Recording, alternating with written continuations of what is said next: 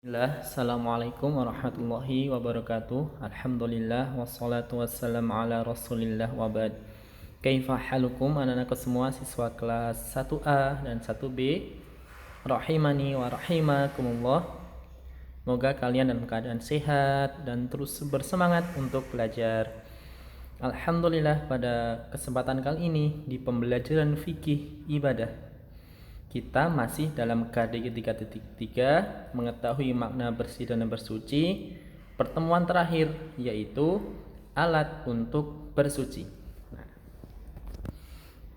Nah, setelah kemarin kalian sudah belajar tentang najis, tentang hadas, ya kan? Nah, maka kalian harus mengingat-ingat bahwa sebelum melaksanakan ibadah sholat, maka kita wajib mensucikan badan dari segala hadas, ya, dan bersih dari segala najis. Wajib hukumnya. Kalau tidak apa? Kemarin tidak sah sholatnya. Nah, ingat ya.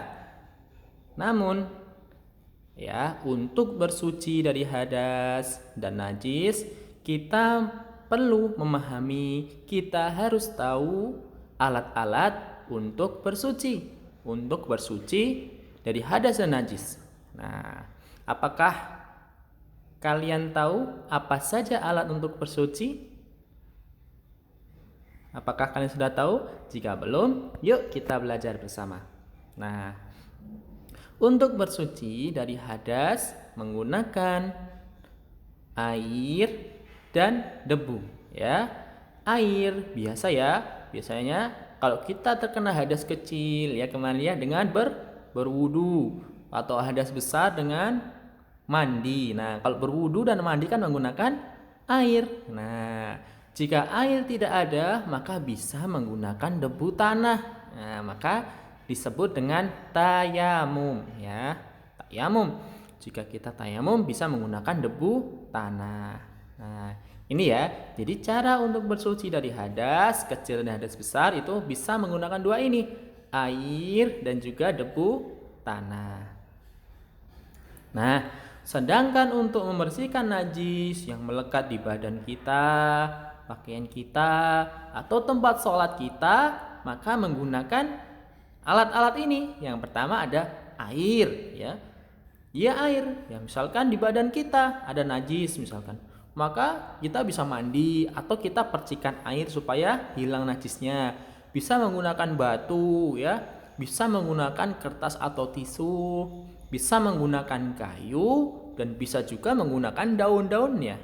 Tapi ingat, semua ini harus bersih ya, harus bersih. Namun, ya, ada benda-benda yang tidak boleh digunakan untuk membersihkan najis. Apa saja? Yang pertama, ada benda yang kotor dan berbahaya. Nah, Ustadz Afif tadi sudah menyampaikan bukan? Jangan menggunakan benda yang kotor dan berbahaya. Berbahaya contohnya apa? Tajam ya, misalkan pakai kayu, tapi kayunya tajam, ada durinya. Nah, maka jangan menggunakan benda yang seperti ini. Atau kotor, ya, kotor habis terkena comberan, ya, terkena BAB-nya kambing, ya, dan lain-lain, maka jangan menggunakan benda yang seperti ini. Kemudian benda yang suci, jangan menggunakan benda yang suci. Contohnya apa? Ya, ada itu kan lembaran Al-Qur'an, itu ada tulisan Al-Qur'annya buat membersihkan najis, buat membersihkan najis ya. Maka jangan menggunakan benda yang suci ya.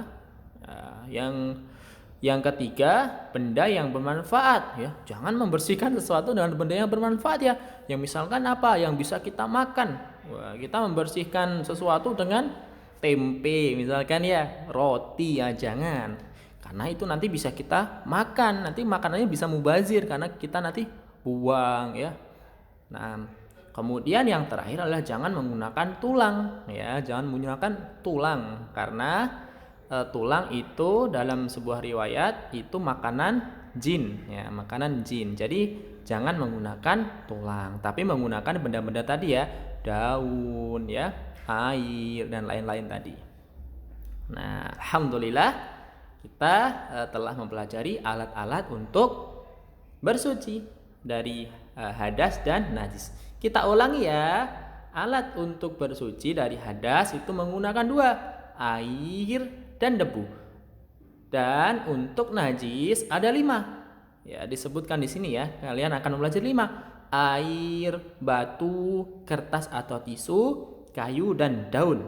Dan ingat, jangan menggunakan keempat benda ini, yaitu benda yang kotor dan berbahaya, benda yang suci, benda yang bermanfaat, dan tulang. Alhamdulillah, barakallahu fikum. Semoga menjadi ilmu yang bermanfaat.